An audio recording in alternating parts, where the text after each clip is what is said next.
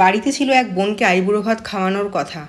সেই বোন আগে থেকেই বলে দিয়েছিল আমার হাতে চিকেন বিরিয়ানি আর চিকেন চাপ খাবে। তাই ভাবলাম বানাচ্ছি যখন আপনাদের সাথে রেসিপিটা শেয়ার করি। চিকেন বিরিয়ানি বানাবার জন্য নিয়েছি 1 কেজি চিকেনের লেগ পিস।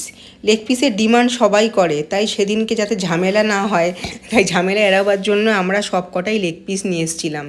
ওইদিকে ডুমো ডুমো করে কেটে রাখা আলুগুলোকে ছাকা তেলে একটু ভেজে নিলাম, ফুড কালার হালকা মাখিয়ে। আর পেঁয়াজের বেরেস্তাটাও রেডি করে নিলাম। বিরিয়ানি বানানোর সময় বিরিয়ানির মাংসটাকে আমি পেঁয়াজের বেরেস্তা দিয়েই ম্যারিনেশন করি, এতে টেস্ট ভালো হয়। পেঁয়াজের বেরেস্তা দেওয়ার পরে দিয়ে দিলাম কালারের জন্য একটু কাশ্মীরি রেড মির্চ আর মায়ের হাতের তৈরি বিরিয়ানি মশলা। এই বিরিয়ানি মশলার রেসিপি আমি পরে একদিন শেয়ার করব। তারপর দিয়ে দিচ্ছি স্বাদ মতো আদা রসুন বাটা। আদা রসুনটা আমরা সবসময় ঘরে বেটে ইউজ করি, কিন্তু যখন তাড়াহুড়ো থাকে তখন অত রসুন ছোলার সময় থাকে না বলে আমরা এরকম রেডিমেড পেস্টও ইউজ করি। রেডিমেড পেস্ট দিয়েও কিন্তু স্বাদটা ভালোই হয়, খেতে খুব একটা খারাপ লাগে না। তারপরে দিয়ে দিচ্ছি 1 ছিপি মতো কেওড়া ওয়াটার। কেওড়া ওয়াটার যেহেতু সবসময় দিতে দিতে আমার আন্দাজ হয়ে গেছে, তাই আমি ছিপি না মেপে দিলেও 1 ছিপির আন্দাজ বুঝতে পারি। কেওড়া ওয়াটারটা ভালো মতো চারদিক দিয়ে ছড়িয়ে দেওয়ার পরে অ্যাড করতে হবে একটু টক দই। দইটা দেওয়ার আগে একটু চেখে দেখে নেবেন দইটা কীরকম টক। খুব বেশি টক হলে দইটা অল্প দিলেই চলবে, বেশি দেওয়ার দরকার নেই। এইভাবে ঘুরিয়ে ঘুরিয়ে চারদিক দিয়ে ছড়িয়ে ছড়িয়ে দইটাকে অ্যাড করবেন। তারপরে দিয়ে দিতে হবে স্বাদ মতো নুন।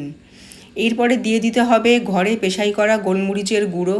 আপনারা বাজার থেকে কেনা গোলমরিচের গুঁড়োও দিতে পারেন, কিন্তু ঘরে গোলমরিচ গুঁড়ো পেশাই করলে টেস্ট হয় খুবই সুন্দর। তার জন্য আমরা সেটাই ইউজ করি, আর বেশিরভাগ ক্ষেত্রেই আমরা মশলাগুলো ঘরেই বানানোর চেষ্টা করি। এগুলো সব দেওয়ার পরে মাংসটাকে খুব ভালো মতো ম্যারিনেশন করতে হবে। বিরিয়ানিতে মাংস একটু টাইম নিয়ে ম্যারিনেশন করলে ভালো হয়, তার ফলে মাংসগুলোর গায়ে মশলাটা খুব ভালো মতো ঢোকে। মাংসগুলো ম্যারিনেশনের পরে মোটামুটি 1 ঘন্টা থেকে 1.5 ঘন্টা ঢাকা দিয়ে রাখতে হবে। আর ওইদিকে চালটাকে আমরা 90% কুক করে জল ঝরিয়ে রেখে দিয়েছি। আর এদিকে মাংসটাকে রান্না করতে দিয়ে দিয়েছি, মাংসের সাথে আলুগুলোও দিয়ে দিয়েছি, যাতে মাংসের মশলাগুলো আলুর মধ্যে ঢোকে, আলুটা ভালো সেদ্ধ হয় আর খেতেও টেস্ট হয়। এর ফলে আলুতে নুনের ভাবটাও ভালো মতো ঢোকে এবং আলুটা পানসে লাগে না। এইদিকে দুধের মধ্যে কেওড়া ওয়াটার, মিঠা আতর আর ফুড কালার দিয়ে একটা মিশ্রণ বানিয়ে নিচ্ছি। এটাই আমরা বিরিয়ানির ওপরে ছড়াবো। গোলাপ জলের গন্ধ আমার ওই বোন পছন্দ করে না বলে এই দিন আমি গোলাপ জল দিইনি। মাংসগুলো রান্নার পর মাংস আলু তুলে নেওয়ার পর যে ঝোলটা ছিল, সেই ঝোলটাকে লেয়ারিংয়ের একদম তলায় রেখে ওপর দিয়ে একটু একটু করে রাইস ছড়িয়ে দিচ্ছি। লেয়ারিংয়ের একদম তলাতে যদি ঝোল রাখা হয়, তাহলে মানে বিরিয়ানিটা তলায় ধরে যাওয়ার চান্স থাকে না। তাই জন্য আমি সবসময় প্রতিটা ক্ষেত্রেই আমি বিরিয়ানির তলাতে আমি লেয়ারিংয়ে এই ঝোলটাকেই রাখি। তারপরে ওপর দিয়ে কয়েক টুকরো মাংস দিয়ে আরেকটু করে রাইস ছড়িয়ে দিচ্ছি। সব কটা মাংস একবারে না দিয়ে কিছুটা মাংস কিছুটা রাইস এইভাবে দিলে ভাতের মধ্যে মশলাটা বেশ ভালোই ঢোকে। এইভাবে একটু একটু করে ঘুরিয়ে ঘুরিয়ে রাইস ছড়িয়ে দেওয়ার পরে আমি স্বাদ মতো একটু একটু করে নুন দিচ্ছি।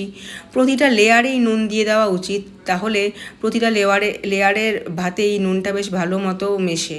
তারপরে দিয়ে দিচ্ছি এইখানটাতে আমি ঘরে বানানো সেই বিরিয়ানি মশলা। তারপরে আরেকটু ভাত দেওয়ার পরে আরও কয়েকটা মাংসের টুকরো দিয়ে দিচ্ছি। এই মাংসের টুকরোটা দেওয়া হলে ওপর দিয়ে ভাত আরেকটু ছড়িয়ে দিচ্ছি। একটু করে মাংস একটু করে ভাত এইভাবেই ছড়াতে হবে। এইভাবে লেয়ারিংটা করলে বিরিয়ানিটা খেতে খুব টেস্ট হয়।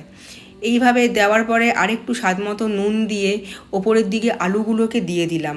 কারণ কি, আলুটা ওপরের দিকে দিলে আলুটা যখন বিরিয়ানি কাটা হবে তখন ভেঙে যাওয়ার চান্স থাকে না, নয়তো আলু অনেক সময় ভেঙে যায় আর খেতে ভালোও লাগে না তখন। তারপরে বিরিয়ানির একদম ওপরটায় দিয়ে দিলাম সেই বিরিয়ানির পেঁয়াজের বেরেস্তা। তারপরে দিয়ে দিচ্ছি মায়ের হাতের তৈরি আবার সেই বিরিয়ানি মশলা। তার সাথে অ্যাড করছি আরেকটু গরম মশলা। এই গরম মশলাটাও আমরা ঘরেই বানিয়েছিলাম। এইভাবে এই সমস্ত মশলাগুলো দিয়ে লেয়ারিং করার পরে এইবারে দিয়ে দেব দুধের মধ্যে সেই কেওড়া জল, মিঠা আতর আর ফুড কালার মেশানো মিশ্রণটা। ক্রস করেও দেওয়া যায়, গোল করেও দেওয়া যায়, আমি এরকম ক্রস করে শেপ করেই দিই। তারপরে একটু ঘিটাকে গরম করে গলিয়ে এইভাবে ঘুরিয়ে চারদিক দিয়ে দিতে হবে। লেয়ারিংয়ের একদম শেষ পর্যায়েতেই ঘি দেওয়া উচিত। এইভাবে লেয়ারিং কমপ্লিট হওয়ার পরে একটা ভারী কিছু দিয়ে চাপ ঢাকা দিয়ে দিতে হবে। আমি এখানে শিলনোড়া ইউজ করেছিলাম, আপনারা অন্য কোনো ভারী জিনিসও ইউজ করতে পারেন। তারপরে ফুল ফ্লেমে গ্যাসটাকে 5 মিনিট রেখে লো ফ্লেমে 15 মিনিট রাখবেন এবং তারপরে গ্যাস অফ করে আরও 15 মিনিট স্ট্যান্ডিং টাইমে রাখবেন। দেখবেন এরকম ঝরঝরে বিরিয়ানি তৈরি হলো। বিরিয়ানিটা যেমন ঝরঝরে হয়েছে তেমন কিন্তু সুন্দর গন্ধও বেরিয়েছে, আর তলাতে একটুও লেগে যায়নি। এই রকমভাবে বিরিয়ানি বানিয়ে যদি পরিবেশন করা হয় ঘরে, তাহলে কে না পছন্দ করে বলুন। বিরিয়ানির সাথে সেদিনকে চিকেন চাপও ঘরেই বানিয়েছিলাম। সেই চিকেন চাপের রেসিপি আমি আরেক দিন না হয় আপনাদের সাথে শেয়ার করব। আমার এই বিরিয়ানির রেসিপি ভালো লেগে থাকলে অবশ্যই চ্যানেলটাকে সাবস্ক্রাইব